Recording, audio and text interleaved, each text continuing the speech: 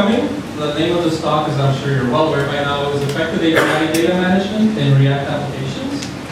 So first things first, introductions. My name is, as was already mentioned, Wlodarczyk. I'm the Chief Technology Officer over at Albert.io. And Albert.io is an education platform centered around learning through interactive practice.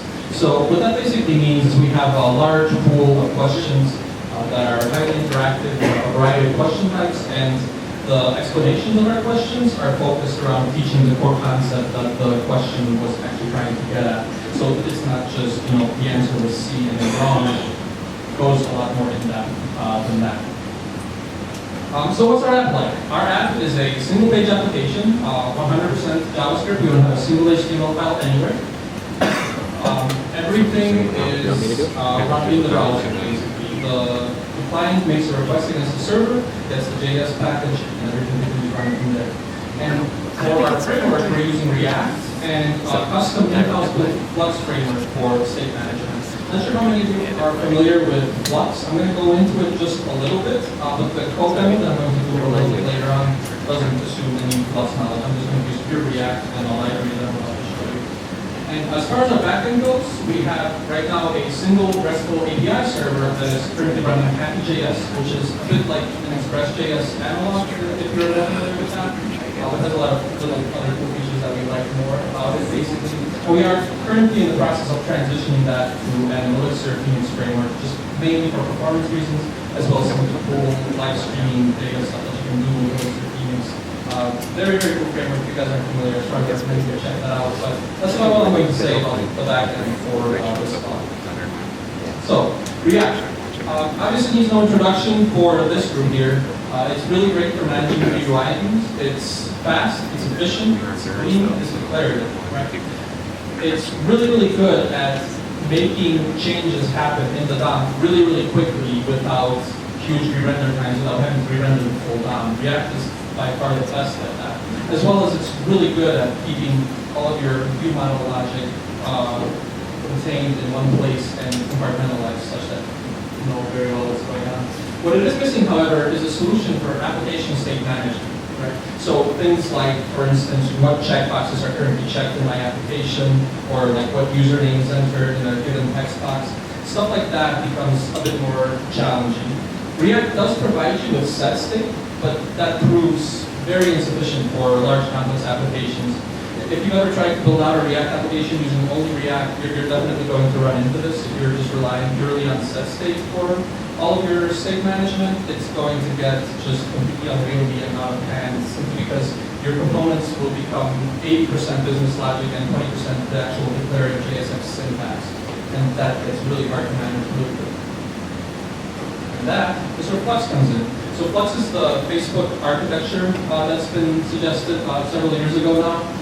It's not really a framework so much as it is a way to structure your applications. There are a couple of frameworks that implement it to various degrees of purity.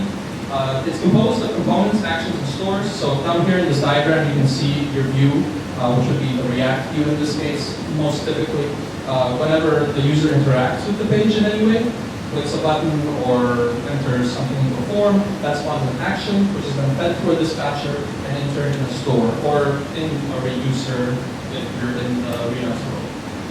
And that works really, really well, right? It's really brilliant at managing like this constant changing application state. Where it kind of starts to fall apart is when you get away from the view model state. So basically when you start getting into API data. Because this architecture was really centered around making the actual views really responsive and really easy to keep track of and manage. So one thing that's really kind of missing from this diagram, if you look at it, is where exactly does this API data fit into this, right? It's really good at describing where user interactions are going and where the state of your application is being represented. But yeah, there isn't a box here that tells you, okay, well, here's where the API part fits in. And that's something that really frustrated me at first when I started learning about Flux, is that nobody really had a good, clean answer for it.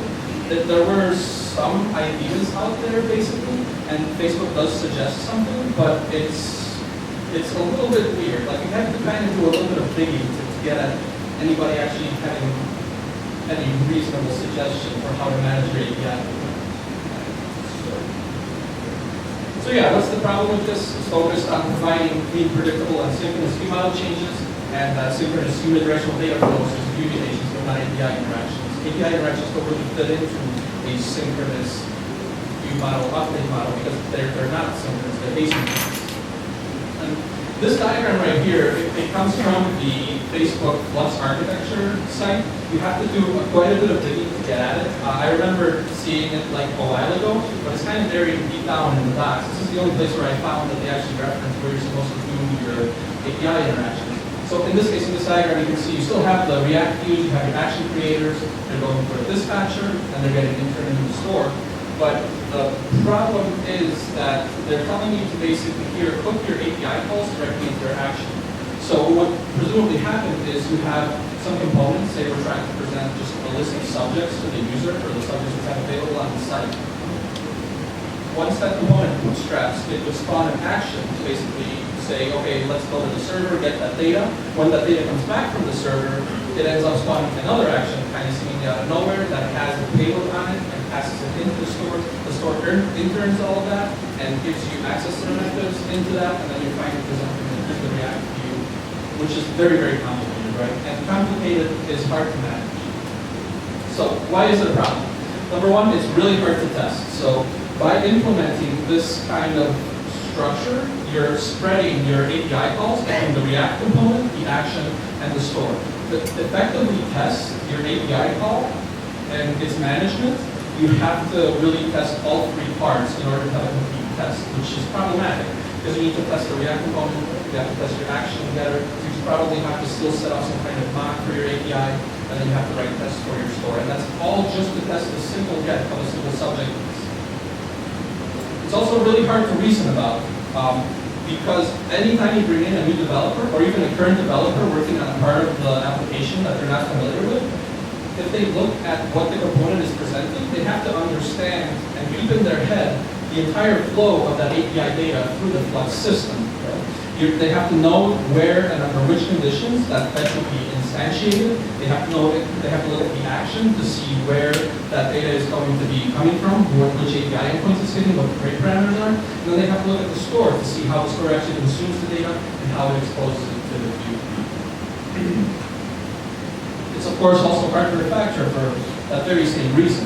Everything is very much scattered throughout. So anytime any kind of API backend change happens, like your endpoint change names or taking in different parameters, you have to basically track down all of the actions which were going out and making that request and fix them there, basically. And you have to also fix any stores that are now consuming this data, which becomes very, very tricky. Again, it's kind of all over the place. It's also really easy to get wrong. So what I mean by this is when I first started in with Flux, we did exactly what was basically suggested by the previous diagram.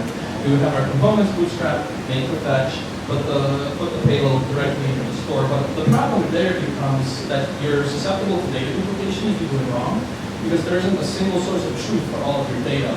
So if we're, again, presenting our subject list where we simply want to show a list of subjects that are available to us on the page, okay, well, when that component bootstrap is going to go with the subject list, we want to present it in the story. But what if in my header now, I want to also have a list of subjects, right? Does that header component now go and get that action? Does it ask a store for a, does it ask the store of a component that doesn't belong to it for that data? It becomes kind of a tricky question to answer. Unless you start suddenly separating your stores into like model data stores and your application view stores, which already is going to be getting kind of hairy too. And that's where that makes me a concern sometimes, right? You have your API data living right alongside your view model data. They require completely different mechanisms, and they have different responsibilities. They have different methods of getting this data, but we're keeping them side by side and trying to force them to work together. So here's what it can look like in practice, right? This is something that we kind of started out with. So again, imagining our subject list on the left there, you can see the component will mount method for this subject list. It fires off that action, fetch subjects, which is going to go and get the subjects. There is a text of the action on the right there. Here's our action. Okay, it needs to know that, hey, subjects is at /subjects. It takes in this query parameter, and it dispatches an action that basically, number one, goes and gets that data. That's what that get from Vector API call is doing. That's what actually is going to make the request for you. And then once that resolves, we're going to spawn another action with the payload received on success, or catch the error and pass another action with that failure. And there's more, right? Because now we have to have our store listening to that action and then write that data into the store, and we expose some method to get that data. In Redux, it's a little bit similar, though they don't really have expensive stores. Obviously, they use reducers, but the principle largely remains the same.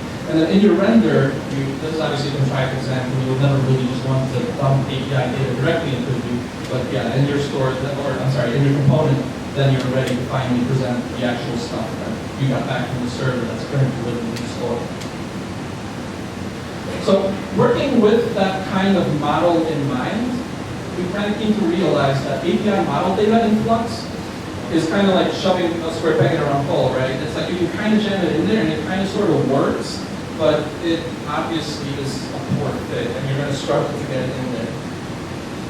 So what's our solution? Well, we started out thinking about the core problem, which is that these two different types of data have different requirements, different responsibilities, and completely different mechanisms for operating. So our solution was basically to come up with a library that's focused on handling API data for you, and we call this library Flask. So what are the features?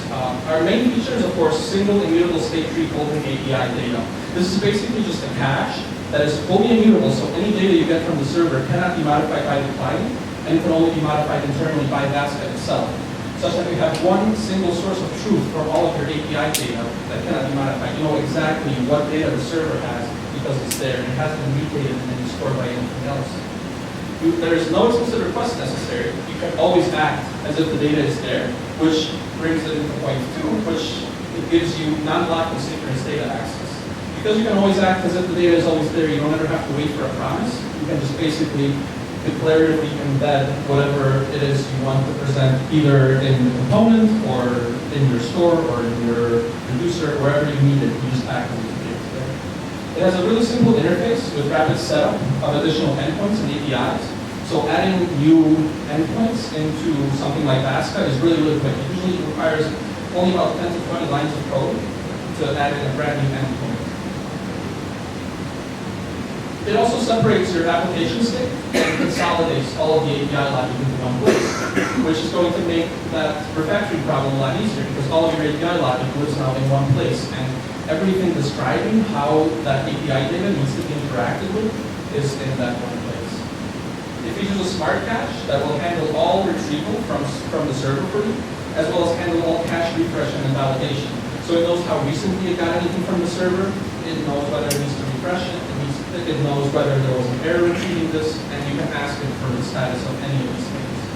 And of course, these days, one of the most important things is it's isomorphic. It works fully on the client and the server, so it ties itself very nicely into fully isomorphic apps, ours being one of those. So how does it work? There's really only 3 core principles that you have to understand to work with it. The first is there's an external API class that you instantiate, and this represents a generic RESTful API that your application will communicate with. Then you continue on to describe resources, which are basically just plain JSON objects that describe the API endpoints and how to interact with them. So it includes information such as what the path parameters are, what the exact endpoint is, all of that stuff basically, or like even a custom time to live for how long this individual resource should live. And then finally, there's a payload, which represents the actual concrete piece of data that was obtained from querying a resource. So again, to recap, basically the way it works is you create an external API, you register resources with that API, then you query against those resources and get back payloads in return. So here's how it looks in code. First, we have to instantiate our external API and give it a location. That's basically where your API is currently living. This is localhost 3000. I have a simple API server running on my machine that I'll demo in just a little bit. There are other things you can pass in for your API configuration, such as the default time to live for any resources that are existing within this API, auth strategy, a bunch of different things. But just to get started with a super simple API right out of the box, all you have to do is just tell it where it lives. Once you've got our external API, if you'll recall, the next step is, of course, you have to start defining resources. And a resource is simply a JSON object, as you see up here, that has an ID such that you can reference it later when you're querying the API for a specific resource. It has an endpoint, which is basically the path at which this resource lives, as well as any path parameters. It's fully templated, so that you can then specify, query this resource, and the parameter username is X. And then it has a model, which is a little bit tricky to explain at first, but I think during Blanco demo, this part will make a lot more sense. So basically, the model is just a description of what the data that you're getting back from the API looks like, which is really helpful to any developers coming into the code because they know exactly what kind of data they can expect to get by querying a given resource. And it also serves the double duty, the second part of which being that it is the actual object that you're going to get back if you ask the cache for something that it does not yet have. And that sounds weird, but it's going to make sense, I promise. And then once we have our resource defined, we just have to notify the API that this is now a resource that can be queried. Is the resource means like user resource? Yes, that's right. I'm sorry. I do have a typo here. I'm really sorry about that. I should have fixed that. I completely forgot. Yeah, when I was calling add resource there, I absolutely should have passed in the user resource that I defined up above. So here's that empty model that I mentioned. So new map here, that's not the ES6 map. That's actually an immutable map. Everything that the cache will give you back as your data is always going to be immutable. So your models have to be immutable themselves. And again, it is just a representation of what the data that you're getting back should look like. So for my simple API, very simple user model, there's just a username that's a string, a status that's a string, and a task that's a string. And I can expect every single user object that I get back from the API to look exactly like this. And of course, if I query the cache for anything that it does not yet have, so for a user that I've never retrieved before, the first time I'm going to get back this exact empty model, which again, looks weird, but I promise it will make sense. And then, once we've got that covered, we write our access method. So this is basically going to be the bulk of what you're actually writing, which is once your resources are set up, you write different methods that query the resources in different ways. So in this case, we want to have a way to get a specific user from the API. So all we have to do is export a function that gets the user, takes in the username, because that's obviously a requirement for querying a specific user, as we saw in this previous slide here, because the endpoint requires a username. So we specify first to query the ID. The ID that we want to query is user. That's the ID of the resource that we want to interact with. And then we tell it the parameters that we want to substitute. So again, the path is fully templated.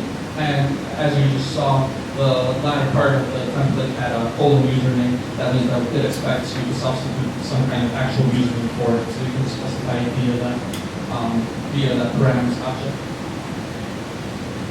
There are other things, of course, that you can pass into this query resource. You can specify custom headers. You can specify a bunch of stuff, basically. I'm not going to go through all of it. Check out the documentation for getting really in-depth and in detail. But yeah, pretty much anything you need to do to hit an API endpoint, this will let you do. And then once we've got all that set up, here's what our components start to look like, right? You can use this method anywhere and always act as if the data is there. So here we have our user view that's going to present the username, the task, and the status. In our render method, we just say the status is get user, which again will query that resource for us, and mask will give it to you. That has a data object on it, which is just an immutable map that is the actual data that we have from the server or the input model. And we get whatever we need from it. So in this case, we need the status and the task, and then we just embed that on the page. So what's going to happen here is the very, very first time this component mounts and is rendered, it's not going to have the data, obviously, but both of those get user calls will result in a fetch to the server behind the scenes for you. Once those fetches complete and resolve, it's going to signal to Vasca that something changed in the cache. That's going to emit an event that you can listen on, and that will force your re-render to happen here. So that the second time this re-render happens, this time Vasca has that data in its cache, and that data will result in, and what you're basically going to be able to do is just, print it to the screen. So yeah, let's try it out. I'm going to do a light bulb demo here. I'm not sure how it's going to work with this kind of mic.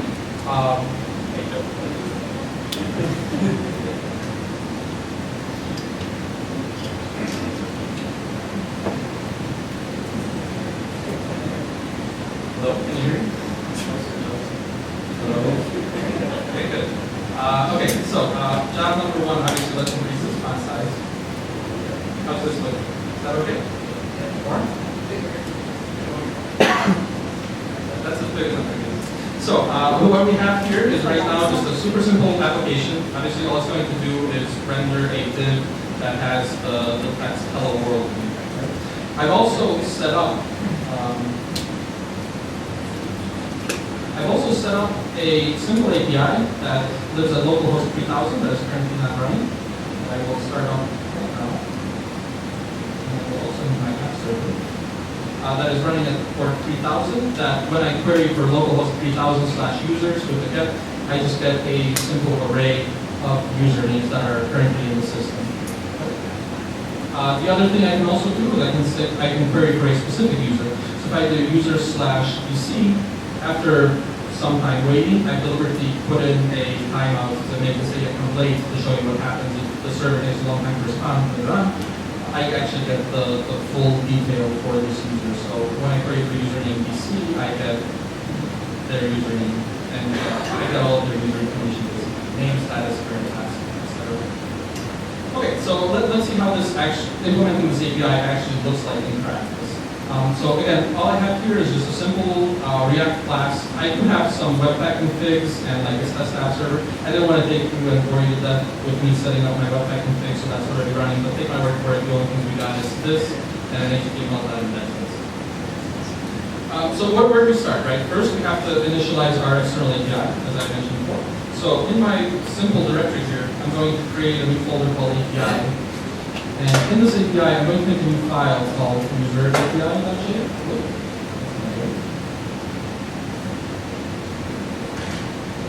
User.api.js. So first things first, I have to import Vasca. And now I'm ready to get going. So I'm going to have a private variable here. Let's call it user.api, start with null. And we have two functions exported here. First is a function called setup API, which will do the actual setup. And then I'm going to have a getter such that I can actually retrieve my API according to query or resource.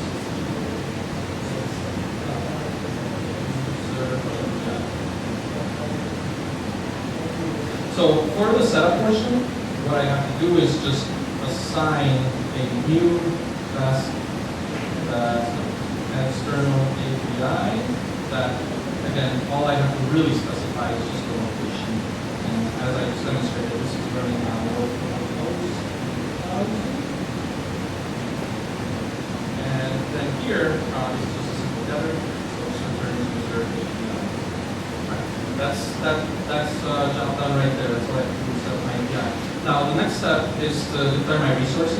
So personally, I like to have just a directory dedicated to each resource class, basically. So I'm going to make a directory called user, and here I'm going to make a new file called user.resources.js. Now here I'm going to need a couple of things. First, I'm going to need a map and a list from Immutable, because I'm going to need that when I'm declaring my models. So let's start on that. And then I'm ready to set up my resources, which I'm just going to export directly. Resources. This is going to be an array, because I'm going to have a couple of resources here. The first one is going to be the user resource, and its endpoint template is /users/user.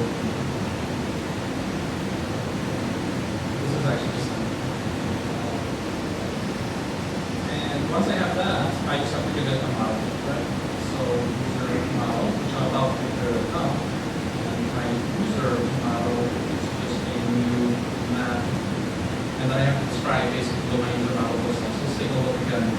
my user model has a name, username, status, current task, and a location that's a deeply nested JavaScript.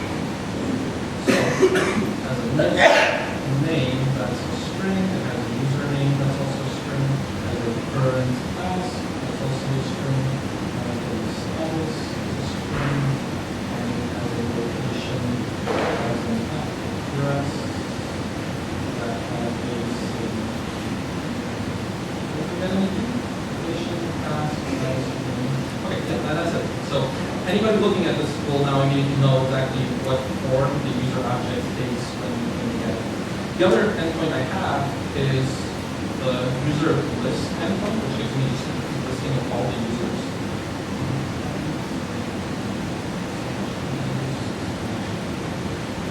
This one is actually just slash users. And its model is actually just an empty list. So this is one thing that's potentially a little bit confusing, right? Why is it an empty list? Well, it's because if I go to just slash users, I get an empty array if I don't have any users, which again is basically just an empty list. That's why its model, when I don't have data from the server, is a list with no elements. Okay, so my resources are now set up. The next thing I have to do is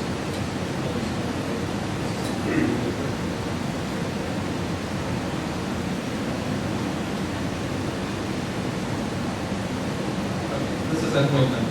Sorry about that.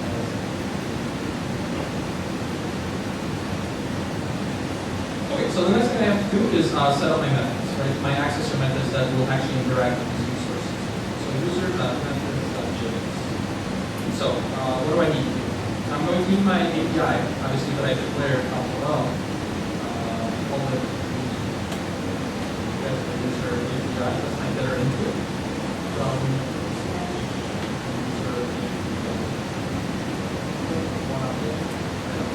Okay, once I have my API, I can just export function get users. This is going to be my accessor method that actually gives me my list of users. All I have to do here is say get user API, query resource, and then I have to tell it exactly what resource I want to query.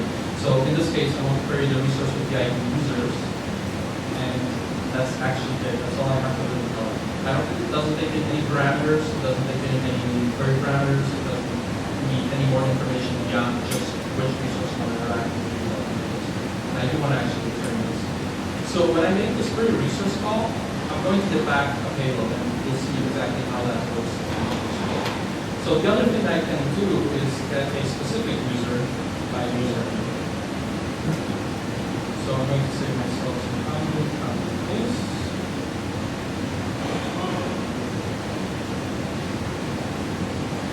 So the idea of the resource I want to create here is the user resource, and then I want to give it param.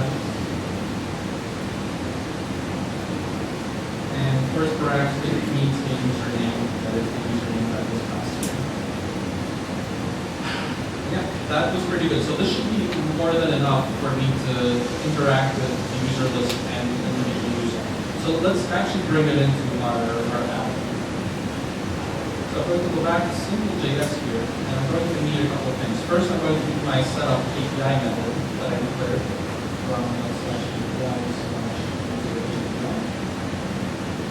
I'm going to call that in my constructor, the top-level constructor for the main app component, and include all the other ones. Because that's the first thing that's going to happen before I can actually start doing these different components underlying the idea.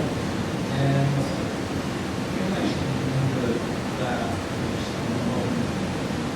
What I'm going to do next is have a place to actually present this user data. So for that, I'm going to make a new component folder here called user list, and a new file that is the user list.react. I'm going to React in here, and what we're going to do here is export as user list, and it extends.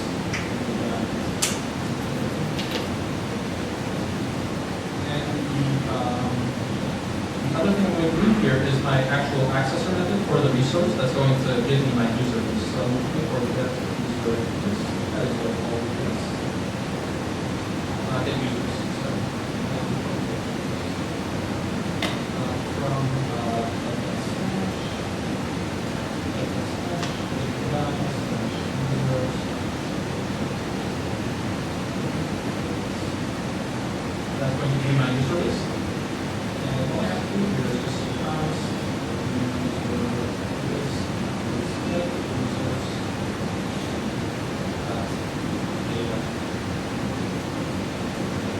for the actual rendering part, I'm just going to return straightforward unsorted list. So I'll have, I'm going to go to my user list, now over it. So I'm going to have a user. And do that. And each one of these is going to return a line with the user.get.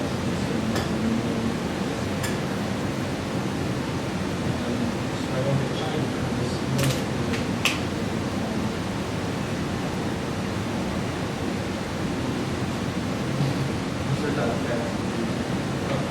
So that should be enough for me to render my users.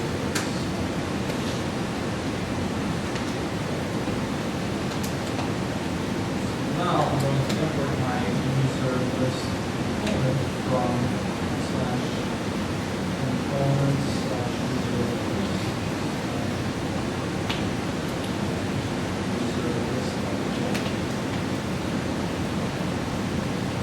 And once I have that,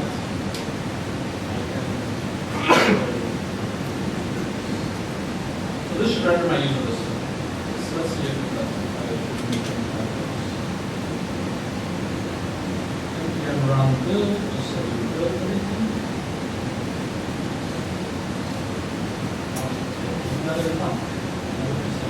Local/simple.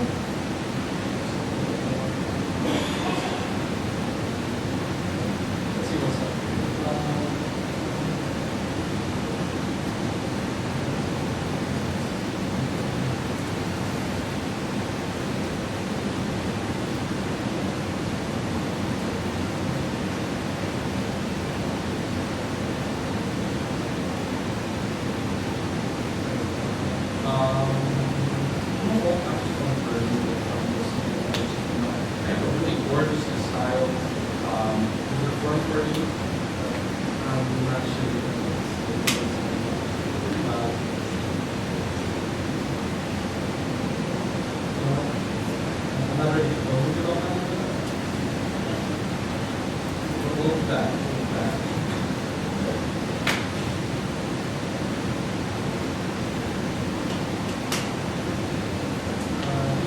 Oh, that's right. Oh, of course, I forgot one thing.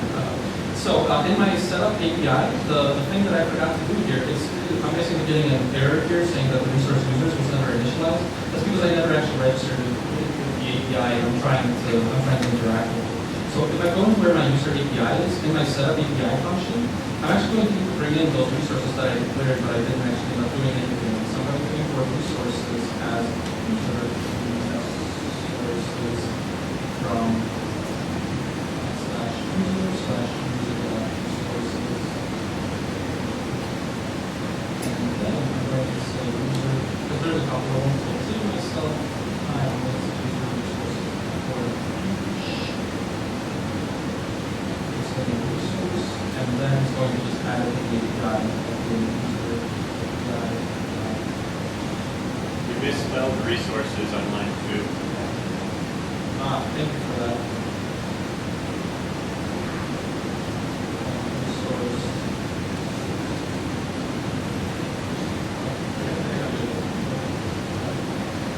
Let's try that one.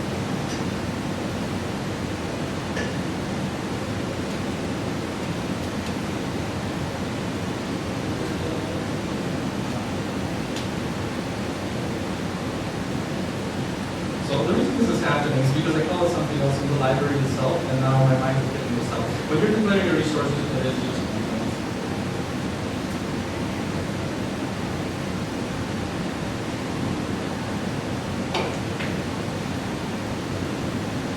Okay, so nothing is happening, right? Now this one I do have a straight up answer for. The reason nothing is happening is because while stuff is getting updated in the cache, nothing is actually updating your React views that some kind of changes happen, that a re-rendering needs to happen. So in addition to bringing in setup API, I need to bring in my get user API function from you bring it in here, and in my constructor, the API itself, in addition to being your entry point into the cache, is also an event node. So that when I get user API, there is an event that's published anytime anything changes. And I can tell it that on every single change, just go ahead and just close.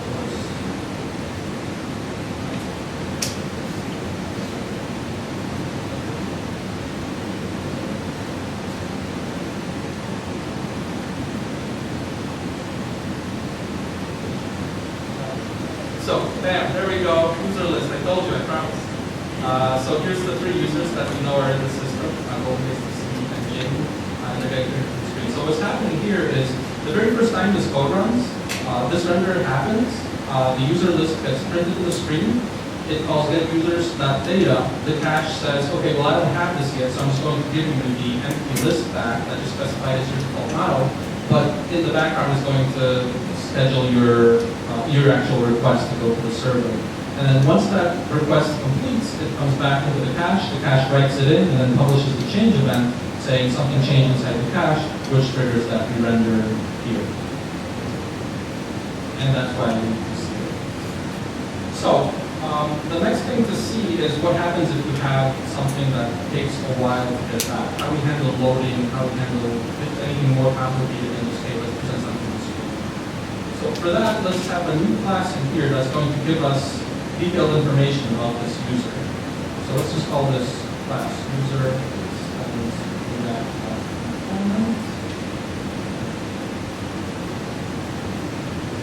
And in its render, I'm going to need my get user function. I'm going to have a user payload specified here. So calling get user. I'm going to assume that this is going to take in a username prompt.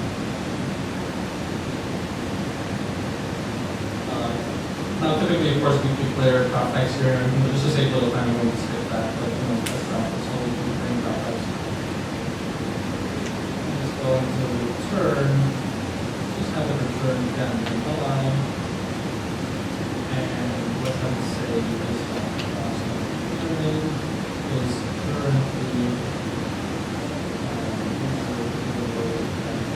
I'm going to write that a bunch, making myself a couple of variables here, user data.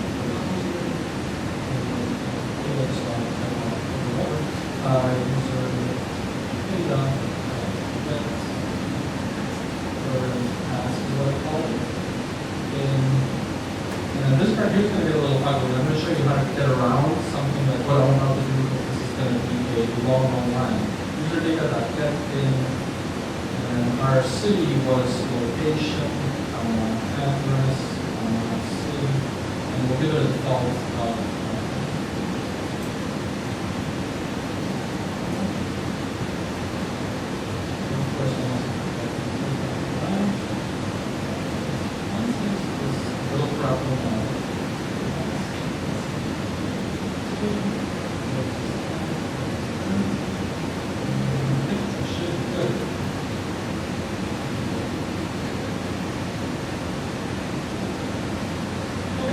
So now that we can display our user's detailed information here instead of returning and align things in one of these guys.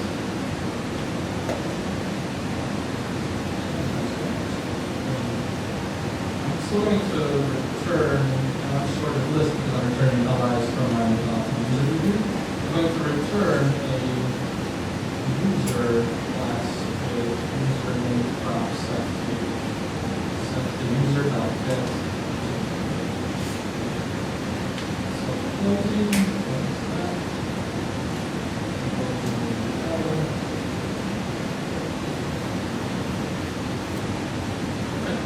So let's see how that works.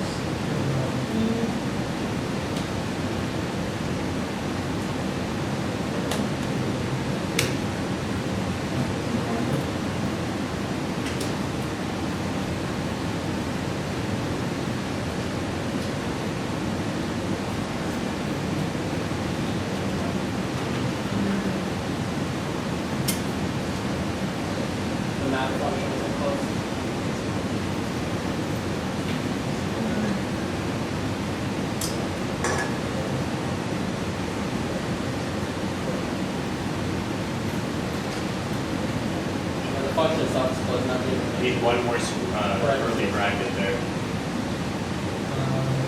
Big bracket for red bracket.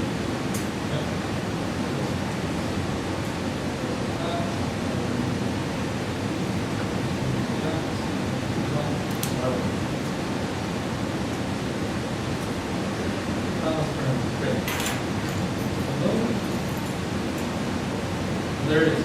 So what you can see happening here is the list loads almost immediately because that is going to respond very quickly. We get our list of users, and then for every single user, we're rendering that user view that initially is just returning the empty model for that user object, in this case empty strings, right? Because that's what we define all those things as. And then eventually the server responds with our data finally, and then that's why it suddenly appears on the screen. That the hash itself changes, the event is published, and then you're seeing it on the screen here, your list of users and exactly what you're doing. But this looks kind of weird, right? Like you couldn't show this to a user when something is broken. You definitely want to show that you're waiting on some kind of response. So how can we do that easily? So the way we do that is by interacting with our user payload. So the user payload that you're getting back from the cache tells you whether the data that's contained in that payload is actually server data, or if it's an error, or if it's fresh, or if it's stale. You can ask it any of these questions. So to make this work a little bit better, it's fairly simple. All I have to do is say the content is going to be user payload has server data. If it has the server data, and I just want to return what I have here.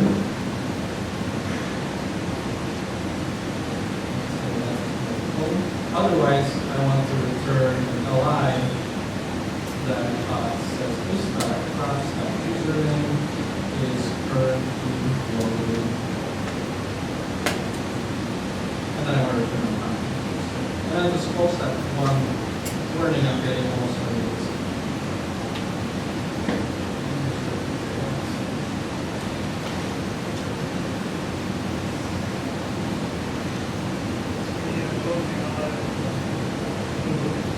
Yep, got it. All right. So we refill.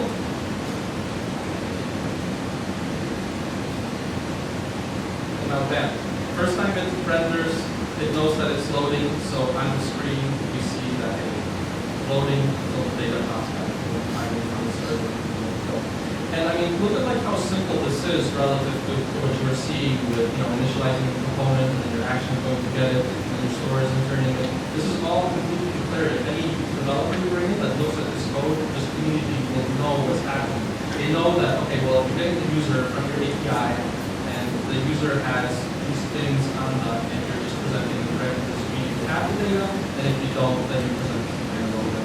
Same thing with this user list. Like super duper long lines notwithstanding, it's pretty big, right? It's not accomplishing the 25 lines. So yeah, I cheated a little bit. If I split it up a little more, I would make that 40.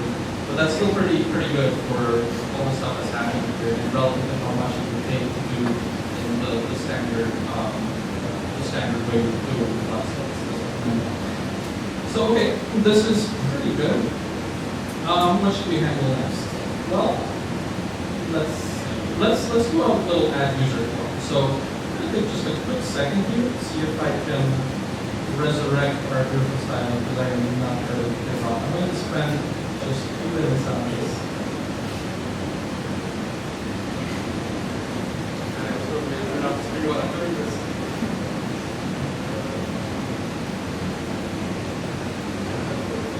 Tatiana, what was the interview going on?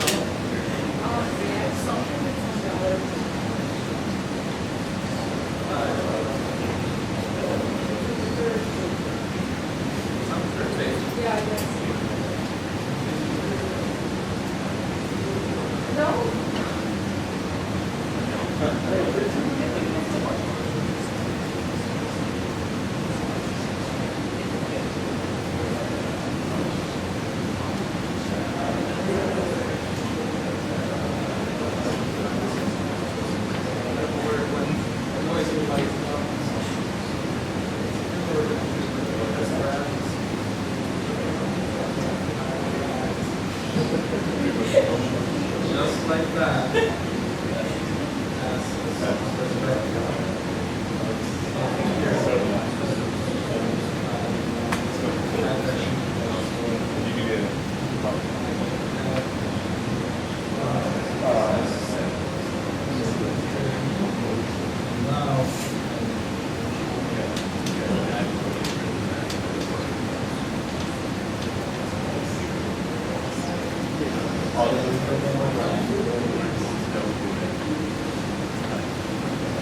Fantastic. Okay, great. So for this one, I do have a user form editor kind of ready for you, just so you don't have to watch me type in all of these divs with all of these inputs.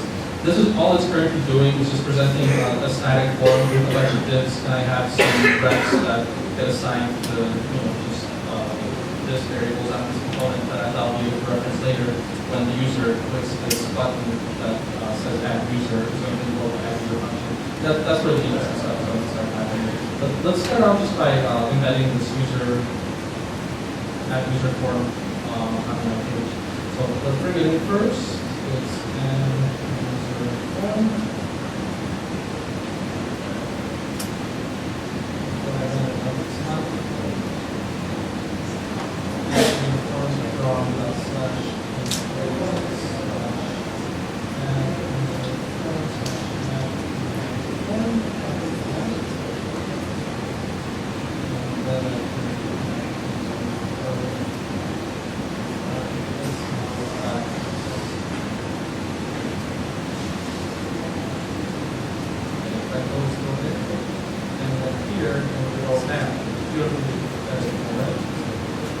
So now let's start cooking this up. So here what we're obviously trying to do is create a new user with a specific username, the new current task, and the city that they're in.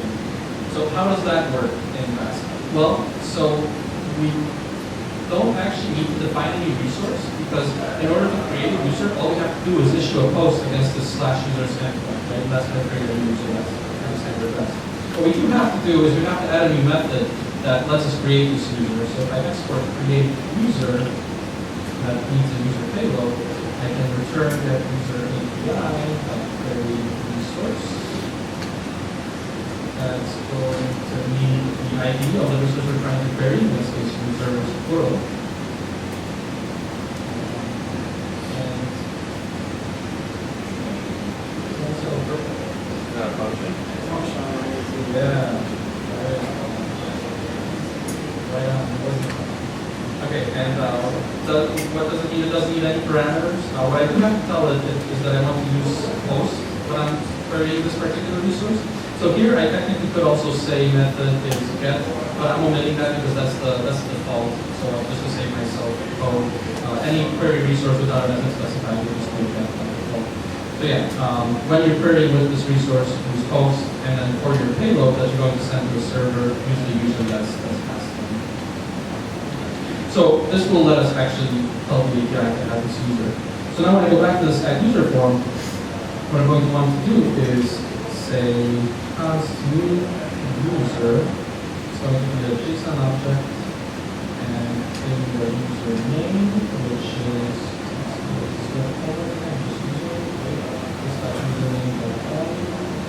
we need a current class,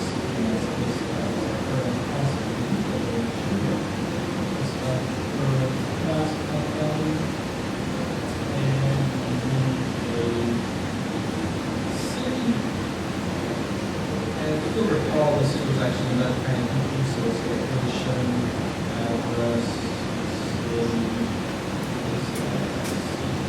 city, and user also has a status, but since this is a new user, it's assumed that the user starts as active. Alright, there's our new user. Now all I have to do is what I have to do now is bring in a user from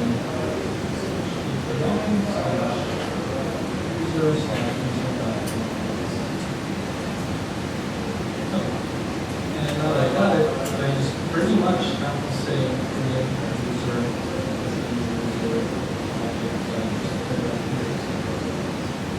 So this is going to go off whenever the user clicks this.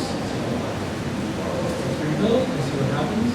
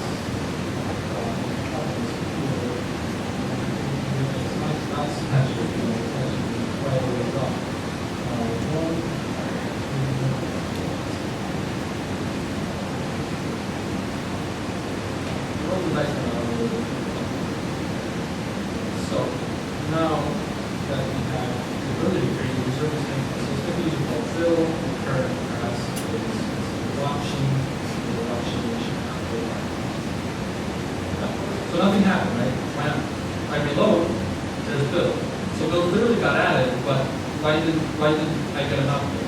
Well, because what's happening, if you think about it, when this application first bootstraps, it gets that user list, and that's entered into the cache. And the cache has a default time to live on its objects, which by default is 2 minutes. I can override it with a configuration setting, but by default it's going to consider any data that's more recent than 2 minutes to be fresh from the server.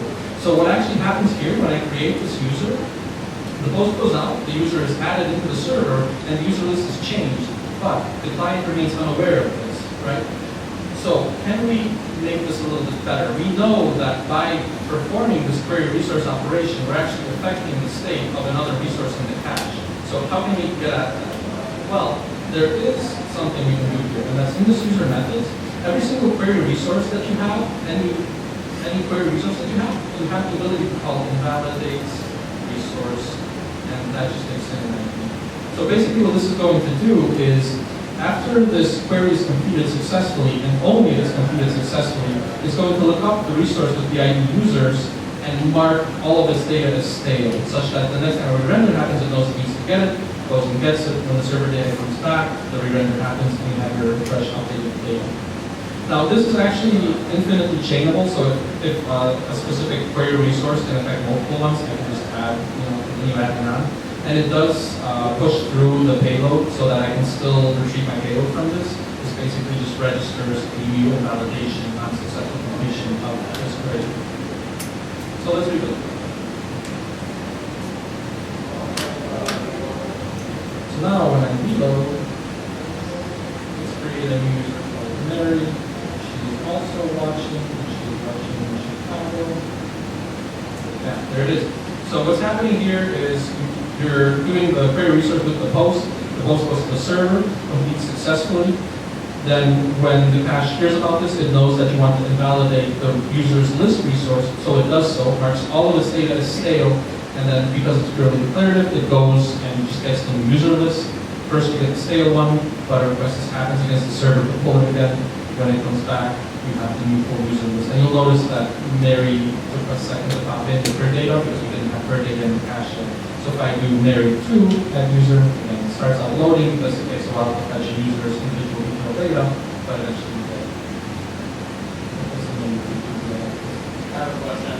So it invalidates the cache immediately, and that's how you get optimistic updates? And then it loads the data and then re-invalidates the cache? Yeah, it actually invalidates it only when the operation responded to the status code running from the server. That's when the cache will actually go in and clear mark all of its data stale for that resource only, for the resource that you mark as invalidated. Okay. There is actually another thing you can do. So this will invalidate the entire resource with that ID, but you might want to invalidate like a specific instance of something in that resource. So for instance, for this user here, if I, for instance, go put to a specific user, I only want to invalidate that one user rather than all users in the system. I can use something called effects resource, and that's going to basically do the same kind of invalidation, but it's going to be more finely tuned to basically only invalidate that one specific instance of the resource. I'm not actually going to demo that because the put takes a little long, and we're starting to run a little short on time. So I'm just going to show you two more things here. The first of which is, okay, so we have this create user going on.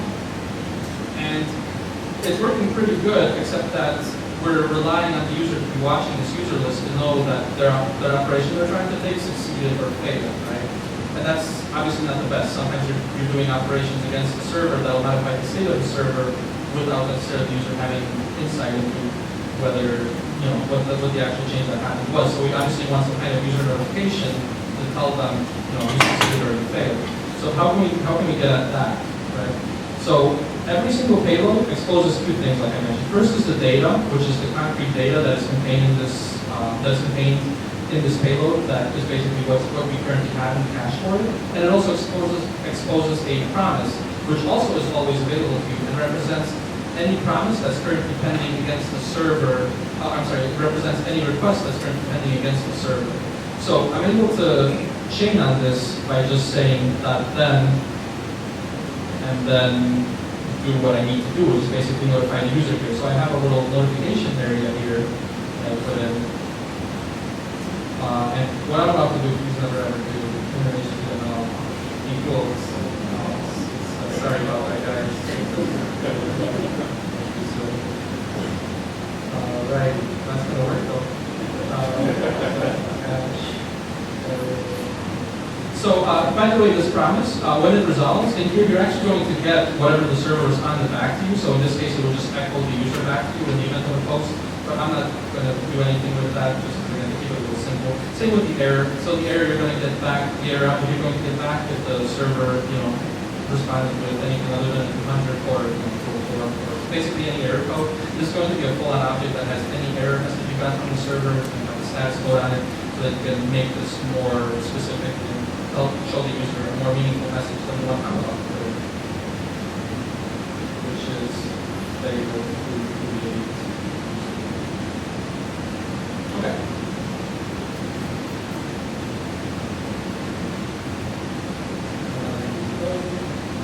Change. Now she's watching next.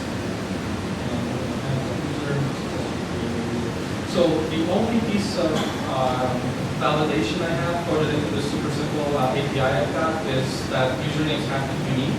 So if I try to create username Mary4 again, I did fail to create user because as you can see down here in my console, there's not over 400. Yeah, that's validation for you. And notifications. All right. So one last thing I want to show you, and this one is really cool too. I say so myself. So the other thing we can give a resource is an interface. So an interface is really nice for cleaning up the kind of mess that I've left here, like especially with this get in, right? So like the main problem with this get in is that you're relying on the React component to be aware of what the structure of the server data is like, which really kind of sucks. You don't ever want to be doing that kind of stuff in your component itself, right? So one thing we could do is the ability to create a interface class.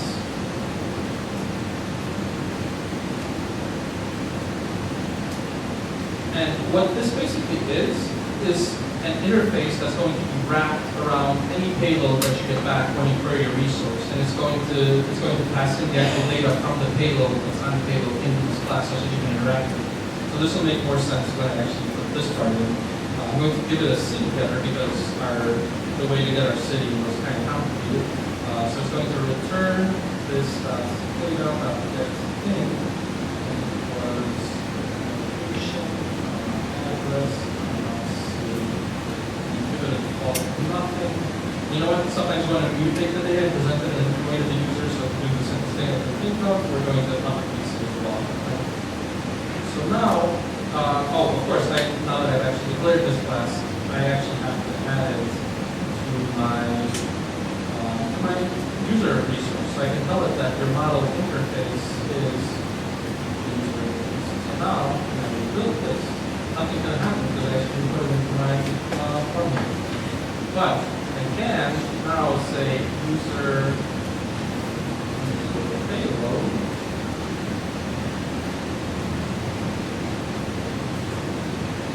Interface. Okay, that looks a lot better. You know that you want the city from the user, and you know that the interface to see exactly where it is in the data, and now we've brought all API data back again into the resource definition where it kind of belongs. So everything you need to know about your API lives in here, other than maybe how to query it in a parameter space, which is, but again, all of it is just in one place now, and your components don't really have to care about it. So let's rebuild and see that I'm on line, please.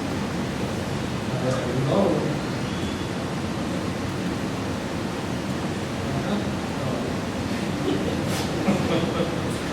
Okay, let's get back. User interface. Notice I don't actually see. So that can be close.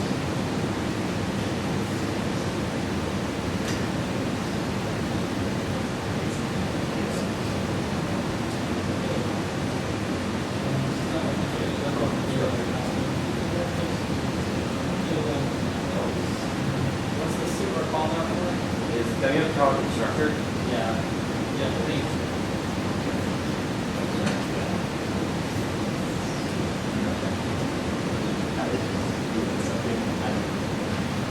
Yep, and there we go, uppercase. Just as advertised. Thank you for that. I don't know why I did that. That's pretty easy.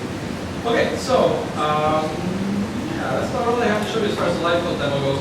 There are other things that you can do with this library, but this is the general idea. Again, just the putting of all of your API access stuff in one place, removing it from that Flux flow, we found to be just a really great help to us. So let's finish up here with successfully trying it out. What are the futures plans for this library? So obviously better handling of post, put, and delete. So we have these really nice models that you're defining with the client. There's really no reason why we shouldn't be able to leverage those in our interactions as far as post and put goes to the server. We could really be doing a lot of cool stuff there rather than relying on this kind of ugly let's make a request and look at its promise method that I kind of showed you. But that is right now the way we kind of post and put it. It works, but I think it could be made a little bit better. The other thing is client-side model validation. So we have these models that are getting specified, but we're never actually using them for proper validation of the server data. Not to say that that's necessarily the job of the front-end application, but it's something that we could do, which would be kind of cool. The thing that's kind of stopping that is the lack of a really good immutable JS validator. There are a couple out there, but they're all very in their own ways. And of course, live streaming of data into the resource. So we have this cache with resources in it, and there's nothing preventing us from just basically keeping that 100% up to date with the server at all times with some kind of live streaming data, right? So right now, anything you get from the cache has a couple of possible states. It can be fresh, it can be stale, it can be empty, or it can have some kind of error on it. When you plug something like live streaming into it, there's no reason for stale, right? Like you either have it or you don't. You have it, it's up to date. You don't, and we're about to get it real soon. We're doing like some kind of channel. And with that, thank you, Joe. With that, big thanks go to Danny Cortez for coming up with this awesome logo that you can see here for the library. To Tatiana Trevisina for helping with putting together some of this presentation, and for styling that awesome form that you guys saw, and of course the quick order for letting all of this happen. Thank you guys. And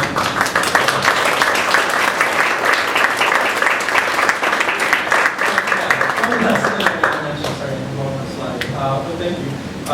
So yeah, again, my name is Wlodarczyk. We are actually currently looking for front-end developers, so if anybody's interested, please feel free to email me through developer.io at businessfires.com. And yeah, with that, I'm going to open it up for questions. Yeah. Obviously, you don't have to worry.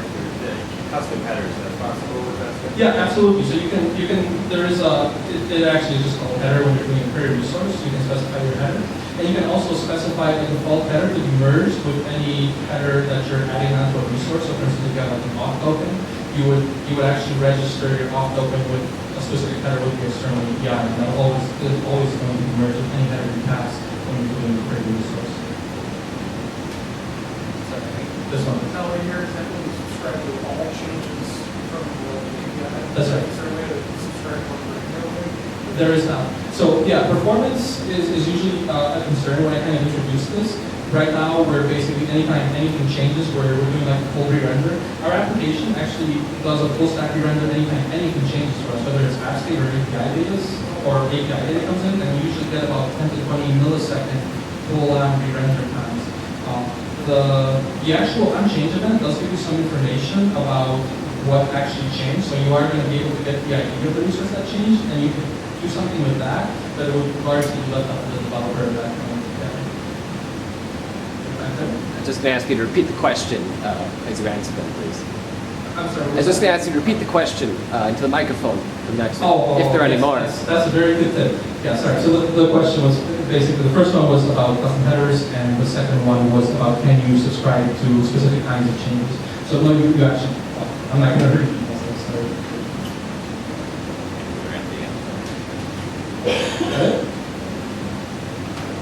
Yeah. When you show the create user, you have to use the map that you created earlier, the model that you created earlier. You basically have to lay it out again. I see what you mean. Yeah, this is kind of what I was driving at, with like the future plans, better handling of posts, because we have that model, right? I think that I should be able to reuse that. But yeah, there isn't really a convenient way to do that. I do end up having to recreate it. But yeah, no, absolutely. That's one of the things that's kind of top on my list of definitely annoying. What led you guys to decide to write a library as opposed to keep on searching around for tools available?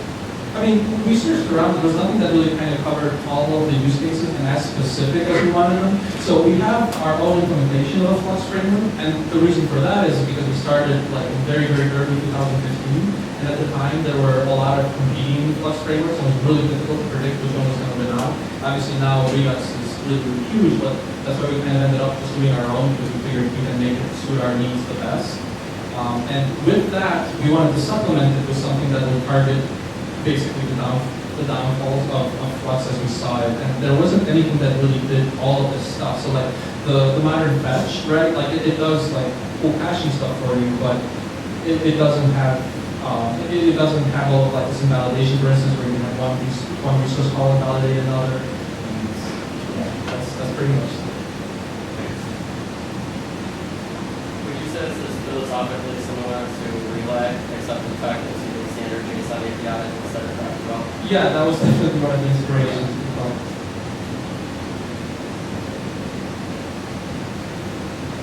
Okay, looks like that's it. So yeah, thank you very much for your time, everybody. Yeah, if you have any questions, feel free to come up and talk to me after.